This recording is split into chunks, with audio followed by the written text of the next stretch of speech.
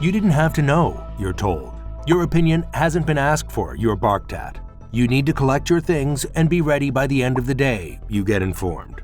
Without prior warning and with no say in the matter, you are for sale. You have become a product. A purchaser has paid for you, and you will leave your family home and now live your life with this utter stranger. How did this come to be? Who is responsible for this theft of your autonomy and rights? Your husband, that's who. Welcome to Imperial China. Since antiquity, selling a wife or selling a spouse was a practice in Imperial China. The reasons were varied and disparate. It could be purely economic, escaping poverty or paying off debts. It could be entirely personal, to punish her for disobedience or infidelity. Heck, some husbands in Imperial China just wanted to get rid of their wives. But irrespective of the reasons, the consequence on women's lives were profound. Welcome to History on Fleek. Today we examine the long-established wife-selling in Imperial China.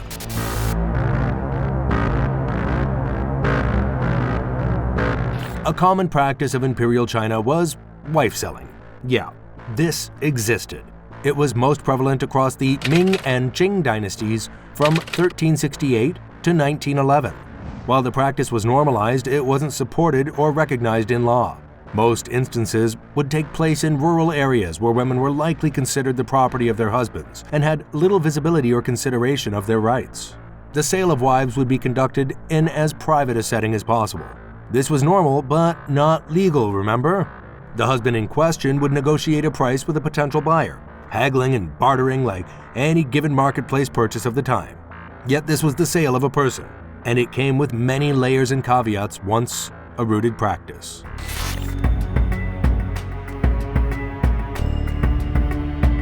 Undoubtedly, the rights of the wife in question were essentially void once they were a purchase available for sale. This being said, such sales were not simple matters. It would not be uncommon for a wife sale to be conducted with an accompanying ceremony. Far from a nightmarish vision of cackling villains reveling at a woman's disempowerment, this kind of ritual would involve the exchange of gifts between husband and buyer. But perhaps most importantly, a formal agreement would be made in front of an independent witness. The ethical complexity of wife selling grows enormously when observing individual circumstances behind the sales.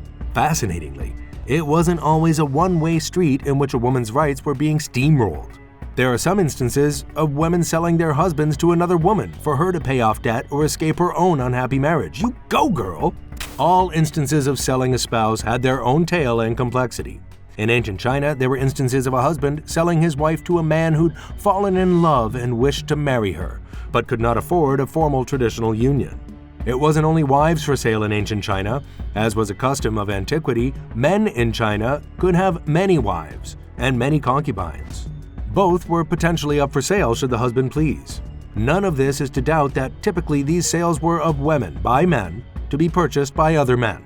In some instances, the wife to be sold would be informed beforehand, but this was far from always the case. Often, a wife would have no prior warning, let alone a choice or voice in the matter, only to find herself forced to leave her home and depart with a buyer they may never have met before.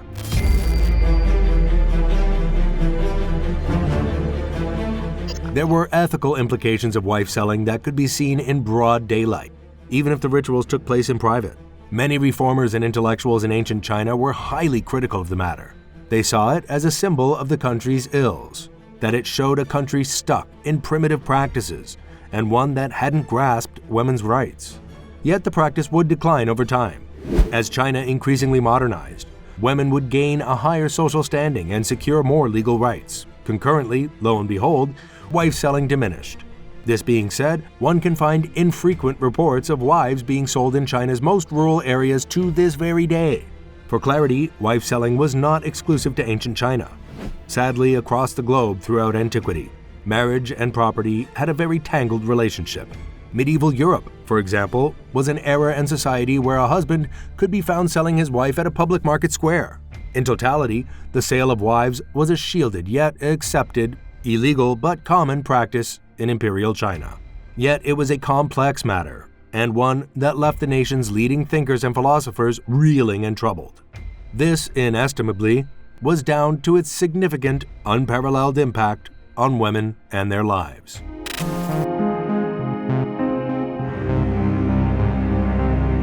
So, Imperial China has the sale of wives and spouses in its cultural veins.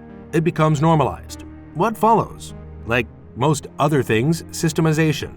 And in this case, professional wife sellers. Yeah, this existed too. Once prevalent enough, some individuals made a living off the matter. As you may be able to surmise, the profession of wife seller was a pretty ethically derelict matter.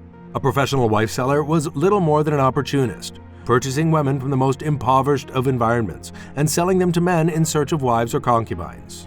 Like any union or contract between individuals, wife selling had the same serious consequences for the most vulnerable party. Should a wife be sold to a buyer who was prone to mistreatment or abuse, the wife in question was arguably more stranded and alone than a woman facing abuse in any other circumstances. Yet the extremis of abuse wasn't the only danger that women could face through wife selling. It could be weaponized as a form of punishment. Should a wife in Imperial China be found guilty of a crime or disobeying her husband, she could be sold essentially out of spite. It was not uncommon for a husband to sell his wife should she be found guilty of conducting an affair. Moreover, she'd be sold to the man she was seeing. Curiously, this was one of the few instances of wife selling that was clearly outlined as illegal. All's bitter that ends bitter. Yet circumstance is a lottery, and this was no different in Imperial China. A wife who is sold to a buyer and new husband may well have been escaping abuse and not sold into it. If the buyer happened to be a kinder soul and treated her with respect, a wife sold to a new husband could well have been happier than she was with her previous.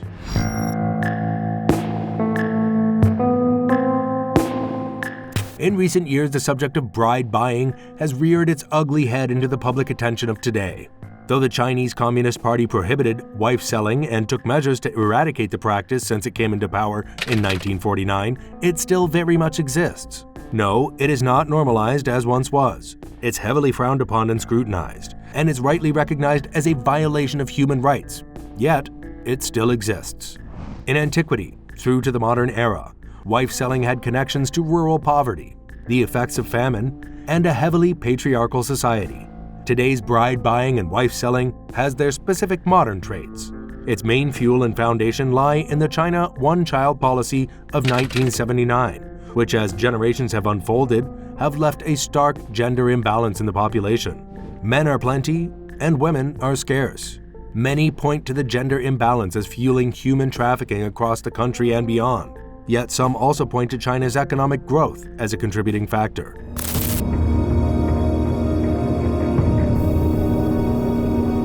The modern practice of bridal buying and selling in China is known as mercenary marriage and is regarded as not unusual in rural areas. Measuring the extent and depth of this is difficult, as the Chinese government has found the practice a matter of national shame and has not been forthcoming with statistics. What statistics are available are powerful indicators. From 1991 to 1996, the Chinese government rescued over 88,000 women sold into marriage or slavery. It also claimed to have arrested and prosecuted 143,000 traffickers. Information on the matter is hard to gauge. The Chinese government shapes the narrative on the women saved and not on the ongoing trade. Bride buying and wife selling is a major consequence of the one-child policy, and its effects go beyond, be it the abandonment of infant girls, sex trafficking, sex worker prevalence, and last but not least, a surplus of wifeless, aging men. We can't know the exact numbers and depths of women in China being sold and bought as brides, but we can witness a slow turning of the screw in a healthier direction. In 2016, China eased its one-child policy, a welcome action, though advocates on the matters say a downturn in trafficking and forced marriages will take time to be seen. The law needs addressed to see real change. Purchasing trafficked people in China was not a matter of criminal law until 1997. Astoundingly, the legal loophole meant one could avoid prosecution until it was addressed in 2015. Now, purchasing a bride in China will face a maximum of 3 years in prison, hardly dishing out punishment, but slow, small steps in the direction of a healthier, fairer world. Yet, as seen with the discovery of Xiaohua Mei at Feng County in January 2022, the public is always on hand, always watching, and there to demand a better society. This is History on Fleek, and we'll see you next time.